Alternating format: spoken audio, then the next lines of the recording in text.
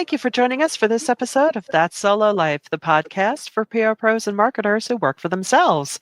People like me, Michelle Kane with Voice Matters, and my ever wonderful co-host, Karen Swim of Solo PR Pro. Hey, Karen, here we are again, ready for a fun time. Hi, Michelle. How are you doing today? Doing well, doing well. We're all living the dream, right? We are. We are here in Michigan. We are enjoying a wonderful, she said, with sarcasm dripping, a wonderful return to winter. Yes, as we record this, we're having a bit of a chill snap here in the Northeast as well. It's like, what? Come on now. Yeah. What's with the wind? What's with the chili? I have all my, my cute summer shoes are out, so knock it off. I know. Oh, well, what are you going to do? But we're still living the dream, which brings us to our topic today. We want to talk about life as a solo versus life as corporate and, just some differences we're noticing. And this is not to slag off on anyone in any role, no matter where you are, but it is interesting when you hop that fence and you experience things. A lot of things might become clearer. A lot of things might become less so. Let's just say but you do find it interesting when you experience both worlds. And I mean, what it comes down to is whatever's right for you, right? But we have noticed some things as in our solo journey. And I know I love what you said when we were talking about this topic about how, we wonder why the government's so slow. And then sometimes we experience things in corporate America. It's true. I can remember when I worked in corporate America, being one of those business people that would say, the common thing like, why can't the government be more like business? It just seemed filled with delays and unnecessary steps, and it was so inefficient. And then as a solo, I now look at corporate America and go, oh my God, you guys are so inefficient. Why does everything have to take so long? Why are you making this so hard? Yeah, it is true. And I suppose there, at the onset of all those things, there was good reason. I mean, certainly in government, things are slow, but we're finding these days there's sometimes good reason for that, and that's okay. Yeah. But yeah, I think just because of the sheer size of corporate America, I came up on that when I was in church comms. Members would say, you need to run this like a business. It's yes. But we're not. We're not. Yes, of course, we're responsible for our budgets and what we spend and what we spend it on, but we're about people. We're the ones to give you a hug. Your corporation's not going to give you a hug or, veer off, or what we used to call hold the baby. Sometimes in the course of our days, no matter what our job was, something would come across our path and we'd have to deal with it. And that's just that goes against, corporate America. You need to be a business. It's like, well, we have a budget. Isn't that good enough? I think one of the beautiful things about being a solo is being in the position where, many of us, we still get to work with very large corporations. And you bring a different perspective, a different energy, because we don't have as many people that need to sign off or, be in the approval process. Our communications loop is a lot smaller and things are more streamlined for us. But we can, bring that to corporations and help them to move things along faster and help them to prioritize what's really important and to help them spot, gaps or, inefficiencies in their process too. But it also brings me to mind that it's all about perspective, right? Like sometimes we can be a little dismissive of the job that others have to do, and we always feel like we can do it better. But it's a matter of, the environment that you work in, what you're working with, the resources, and what the protocols are, because we can't get away from protocols no matter what job we're in, who we work for or whom we don't work for. They do exist.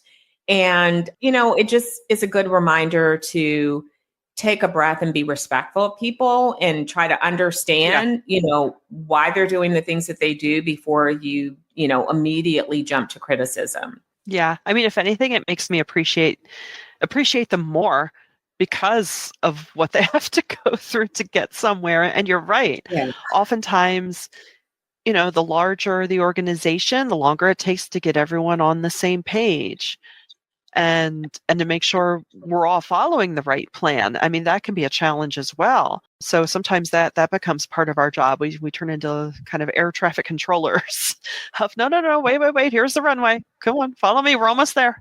So close, so close. It is interesting. And some days, yeah, I do close my laptop and think, whew, so glad I just have to answer to me most times.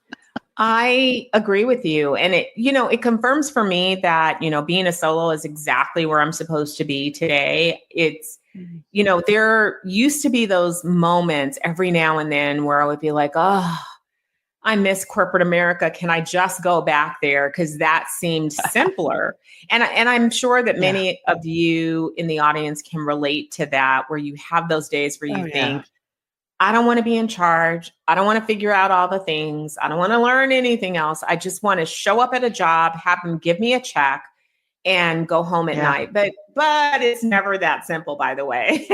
No, it's not. I know. Oh, please. I have those thoughts too. It's like, oh, do I have to, like you say, do I have to be in charge again? I don't want to. I don't feel like making a decision today. And I guess that is, we all pay a price, right? No matter what our choices are, it comes with that. And you just roll with it. And, at the same time, from the other side of things, it kind of, like you say, the perspective it gives you, right? You have a new appreciation sometimes for the processes, but sometimes you realize, so sometimes this is what happens to me. I'll think, oh, they have all these buzzwords for things and these processes. That must mean that I'm not good at my job. Like, I don't have those things. I just do the thing. But then you realize you just have to do the thing. I mean, you can add all those layers and call it all those shiny names, but no, you don't really have to do that. And so sometimes it does head game you in a way. I don't know. Maybe yes, that's just it does. Corporate America can make you feel like somehow you are, operating on a different planet, because they do. They have an awful lot of terms and processes and things that they do. And it can make your head spin, and you'll think, I don't have any of those things. And it can make you feel like a little tiny fish. However, oftentimes you really are doing all of those things in a different way, in a more streamlined fashion, and you just don't have a big fancy name for it. And again, this is not to bash our corporate brethren. It's just to encourage solos that, I don't think I've ever met someone who ran away because they hated their job, or because, they didn't run away. They made a decision that the next step for their career was being in charge, being in control.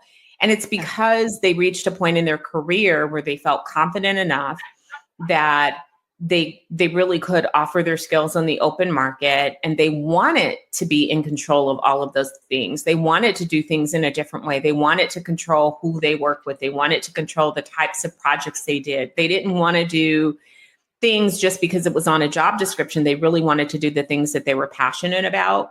So this is an encouragement that you really did make the right choice. And I don't want to say that we outgrow. It's just that we evolve and we change in the things that we want from work and the way that we want to work. And running your own business is not easy. It is not for the faint of heart, but it is one of the most rewarding things that you can ever do.